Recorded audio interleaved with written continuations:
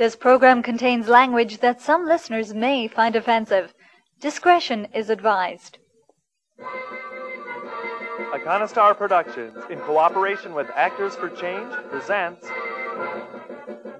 I'm as tall as a mountain, and my hopes can reach to the sky. And my strength is my desire, and my dreams can help me fly. And the twistings of each road I'm on make me open up my eyes. Joy and sorrow are awaiting me at each turn as they arise.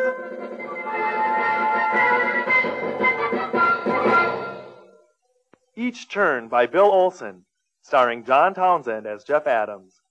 Also starring Jay Blake and Darrell E. Mitchlink. Episode 10, The Sin of Two Worlds.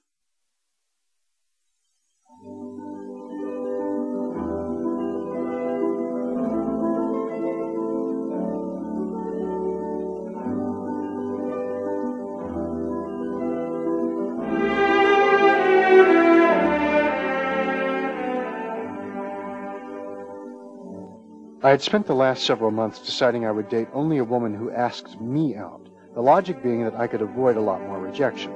I suppose it makes more sense to realize I'd get fewer rejections if I continued to ask them out. After all, not getting asked out is a rejection. Perhaps I just wanted to avoid the whole ritual of dating, since I've never been very good at it. Would you like to see a movie with me? Sorry. Oh, that's all right. I shouldn't have even asked. The video store clerk turned me down, so I stood hiding in my usual perusal of the video titles, never intending to purchase. I browsed as if window shopping, dreaming of owning films I never will. May I help you? No, that's all right. Thanks. Window shopping had become an important part of my life, and now I feared I might avoid returning to the video store because of shame, and thereby destroy my unique but enjoyable form of recreation. But perhaps that would be good. All I do, after all, is stand there looking at titles, comatose. I do the same with books, wasting time I could use for more fruitful efforts, if only to actually watch these films or read those books. Imagine being able to brag that I read Finnegan's Wake and lived to tell about it. Perhaps I should pursue life instead of ghosts. Or am I manufacturing excuses to run away and hide the very thing I didn't want to do? True, it would be easier than returning and avoiding her eyes, which I can never look at again with the same innocence. And she could never look at me again without remembering how vulnerable I was. Me, a man. We're supposed to be strong and confident. But like a fool, I began apologizing for asking her out. It's not right to ask out women when you're not already friends in some way. I felt like I had invaded her privacy. I felt so naked. But as I left the video store, silent, despondent, and embarrassed, I had to smile because, even if it was just in my own mind and not part of reality, I did spend at least a moment or two alone with her, naked. Oh, that's really funny, Jeff. I've always wanted to be able to find the funny side of my pain. You know, the way Woody Allen does. You've always been able to joke about your life like Woody Allen. You're just thinking of my masturbation jokes. Masturbation jokes are good. Well, they're a good start, just like masturbation is a good start to a healthy sexual relationship. But you can't stay on that plateau. It's just the same joke over and over again. Even Woody Allen has gone beyond that. Masturbation and masturbation jokes are just the foreplay. Something more has to come. A relationship and jokes about relationships. Perhaps that's it. You're desperate. Yeah. You're so desperate your balls hurt.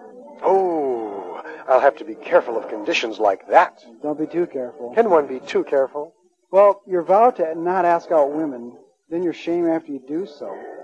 You're a person who's too careful, Jeff. I'm prudent. I'm frustrated and nervous. You're too much of all those things. Yeah. You worry too much. So what, Gordon? So don't worry so much. It's my worry. Well, then worry. What do I care? If you're going to be like this, we might as well be married to each other. Sometimes I think we are. We don't fight that much, do we? I mean, we get along so well. Getting along and being married have nothing to do with each other. Hey, I love being married.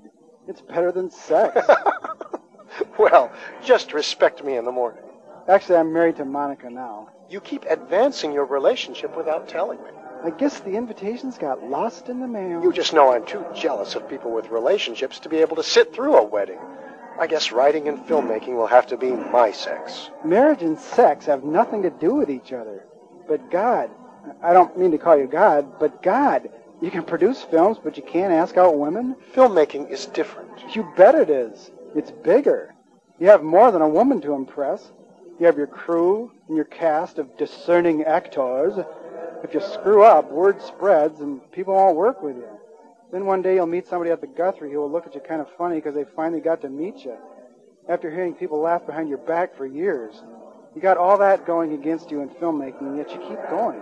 But will you ask out a woman? Oh, no, I'm too shy. Yes, I'm shy, but the worst thing since I graduated from college is that there's no place to meet women. Oh, bullshit.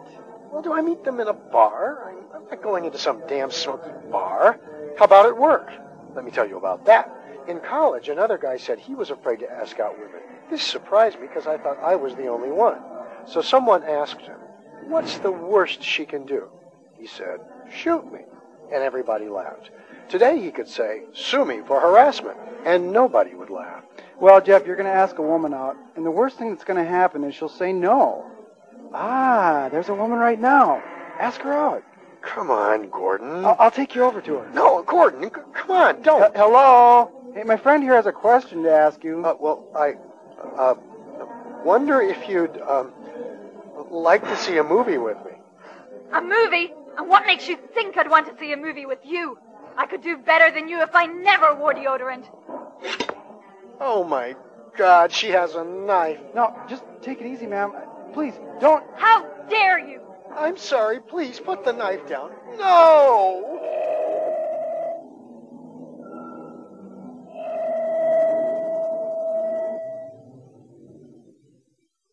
Oh, my God, Gordon, what did you do? I had to take us slightly out of standard time sync. You mean like a time warp on Star Trek? Actually, it's more like warp drive, but it's hard to explain. Are you from the future? Remember I keep saying I'm from another country, Jeff? Yeah?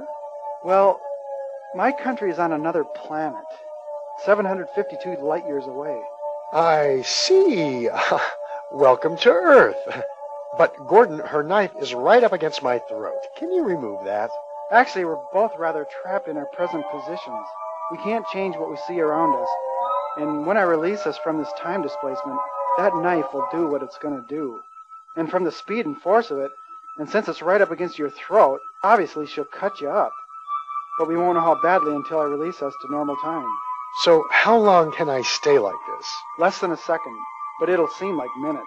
Thanks, Gordon. I really appreciate this. Oh, Jeff, I'm really Ask sorry. a woman out. The worst she'll do is say no. I'm really sorry. Oh, Gordon, I'm a wannabe when it comes to love. How do I fill this damnable pit of loneliness eating its way through my body and soul? Well, writing is a poor choice to combat loneliness. But filmmaking gives me contact with other people, at least for the duration of the shooting. Nobody from our history movie is calling me to just talk, though. But even a good friend like you is no substitute for intimacy with a member of the opposite sex. Why put yourself through all this? I don't want to judge, but I suspect that you Earth people are a bunch of trapped animals, confined under the domineering auspices of love. So why do you put yourselves through all this rejection and knife play? You're the one who forced me to ask her out, Gordon. Get real, Jeff. You could have kept your mouth shut. But you needed to ask her out. You need to risk intimacy. You need it, Jeff. Why?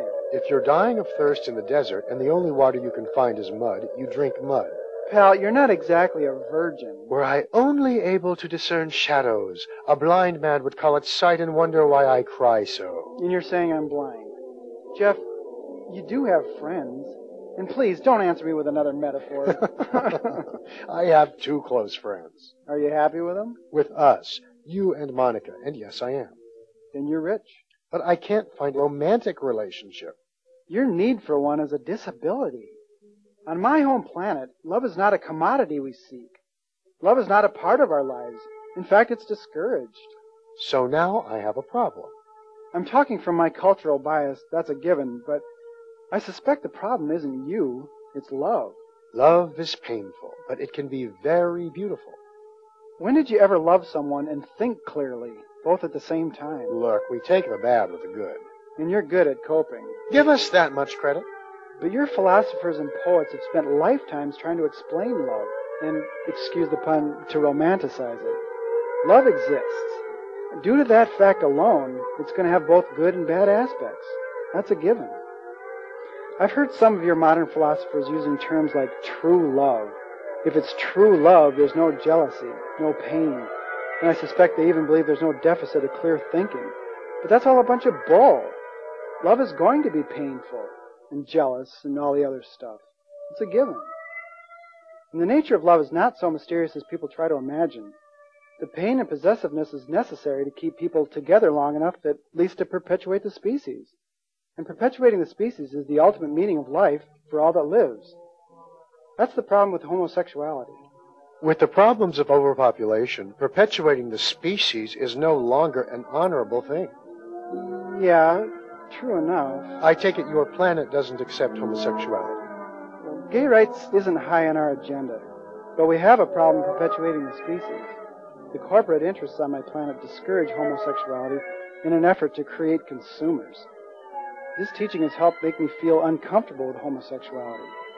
But my teachings have made me feel uncomfortable with any kind of love. Even so, I'd have to say that on Earth, people are stupid for not advocating homosexuality. The birth rate is killing you. New viruses are being liberated as rainforests are getting cut down. People are warring over scarce land, and precious farmland is becoming housing and commercial development. If your planet doesn't have enough babies, why did they discourage love in general? Well, because of what I said before. Love is painful and possessive by nature. Discouraging love has eliminated a lot of distractions and violence. And freedom. And that's another myth prevalent on your world. That any culture that doesn't support romantic love supports hate, or mechanization, or totalitarianism. Well, it's downright untrue. We're allowed the full range of emotions, though some are discouraged, precisely as they are here. Hate, for example. Psychologists on Earth say it's natural to hate and to be angry. But parents, teachers, and even religious leaders discourage it. Same where I come from. I've felt love, but you see, I haven't been controlled by it. Should try it sometime. Think you know. One thing about the mores against hate is they don't really prevent us from being controlled by it. And despite the fact that you said you've never been controlled by love, I have a sneaking suspicion you weren't quite on the level. You're trying to get me to admit to something here, aren't you? Well, I'm trying my damnedest. Well, pal, you're out of luck because I can't think of one exception. What about Monica? I'm not controlled by love there either. Gordon, give me a break. Why do you guys have mores against love if you have no problem dealing with it? You know I love Monica and that she loves me. But at one point, I almost had to get out of the thing because I couldn't love her without hearing my moral teachings echoing inside my brain. I felt guilty and ashamed because it felt like I was committing a sin, breaking the law. It took me a long time before I could deal with that. You know, Gordon, you just made me realize something. Well, then I didn't travel 752 light years for nothing. Oh, no, the trip was quite worth it. I just realized that we have quite a bit in common. Actually, my society teaches us to love everyone. It says you should marry and settle down. But whenever I've been in love with a woman, I've always felt unworthy and wrongful. I never thought of it as committing a sin before, but that's what it feels like. It's not a sin against our mores as it is for you, but a sin against the woman. I spent my whole life being constantly rejected by women. They've always seemed to get the greatest thrill out of hurting me. Sometimes I think they even gave each other awards for the most creative means of eliciting the most pain in me. I imagine these basement award ceremonies held in secret, like a Ku Klux Klan meeting. Most of the time, women transmit their little signals of rejections before I ever have the chance to ask them out. After a decade of this kind of rejection, I just can't fall in love with someone without feeling guilty about it. By the way, this kind of guilt has caused me to suffer chronic impotence that I got over with only one woman, only after being seduced by her 3 times a day for 3 weeks. There you go, Jeff. She initiated every event. Otherwise, I don't think it would have helped. I would have felt like a rapist, hence more guilt. I should research that. I suspect it's more common among your people than you realize. Impotence is such a natural result of guilt. Most of the conceptions on my world are from artificial insemination. Not because it's our custom or encouraged, but because the problem of impotence is so severe that we have to do it. Artificial insemination is used in more than 60% of all of our conceptions. My life situation is similar to that of homosexuals. A violent response to asking out the wrong person. If the uptight women don't get you, the homophobes will. And the same guilt a closeted gay might feel. If I finally come out of the closet, I'll be coming out as a sexual person in general. Someone who falls in love and gets erections instead of the asexual person I've been forced to be all these years. It must be the earth, since it forced me to come out as someone who loves too. I've had this inside of me my whole adult life, and I didn't think anyone else would understand. I couldn't even describe how it felt until the end. Who'd ever believe I could reach such a mutual emotional understanding with an extraterrestrial?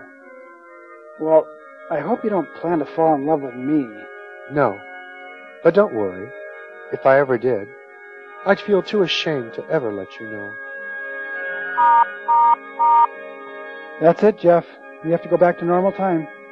And this uptight woman will cram her knife into my throat for asking her out, and I'll bleed to death. And I'll do what I can, Jeff. Then let's do it, Gordon. I'm ready.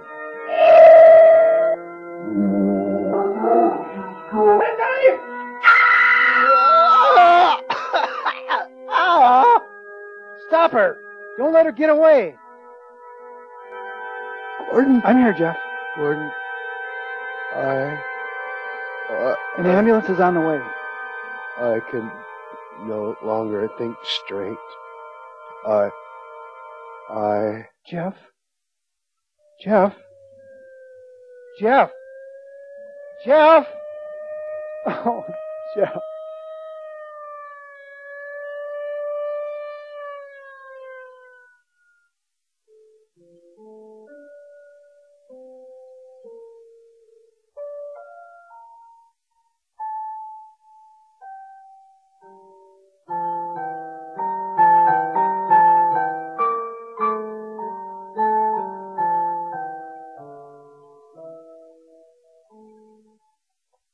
Hi, Jeff. Who's there? Reality. Reality, you've come back to me. That's probably why I'm dying. Actually, I never left you. Even after I kicked you out of my life? You can't get rid of me, Jeff. Nobody can. I'm always here. No wonder my life has been so rotten. The whole thing wasn't rotten, was it? No, it wasn't really. Thank you. Anyway, I've missed our conversations. I have too. But don't worry, I'm back for good. Now we can always be together. You mean there's reality in death? Oh, Jeff, death is where there's the most reality. I wondered what would at last win out, my dreams or you. I'm not feeling very happy. You were fighting a losing battle. Reality always wins. Great. But there's one thing you didn't consider. What's that? Dreams, Jeff. Dreams are also a part of reality. Dreams? Absolutely. Remember that. Dreams and reality, they are not separate.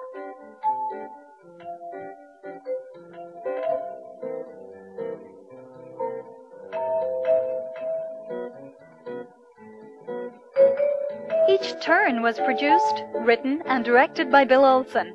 The associate producer was John Townsend.